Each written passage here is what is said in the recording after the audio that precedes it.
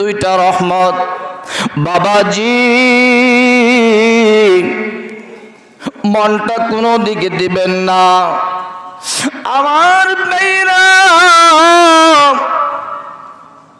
আল্লাহ পাক রব্বুল আলামিন আপনারা এত দামি মানুষ, আপনারা এত সম্মানী মানুষ, দেখেন দেখেন ওই আল্লাহ আমরা সম্মানিত হওয়ার কারণে আল্লাহর পক্ষ থেকে আল্লাহ পাক রহমতের ফেরেশতা দিয়ে আমাদেরকে বেষ্টন করে রেখেছেন। বলেন সুবহানাল্লাহ।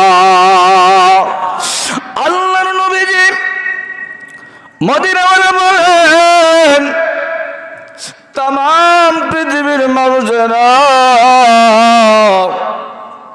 ইল্লা হাফাতুহুমুল মালাইকা ওয়া গাশিয়াতুহুমুর রাহমা ওয়া নাযালাত আলাইহিমুস সাকিনা ওয়া যাকারাহুমুল্লাহু ফি মান ইনদা।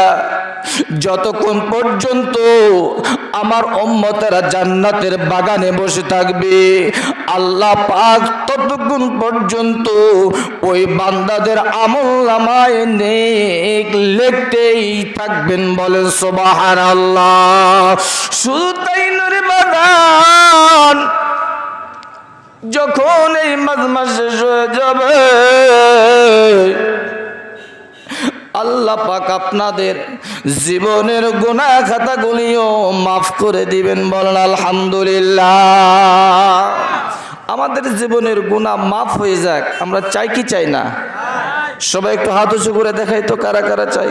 লিল্লাহে তাকবীর, লিল্লাহে তাকবীর। আল কোরআনের আলো, কোরআন হাদিস যেখানে, আলেম ওলামা যেখানে,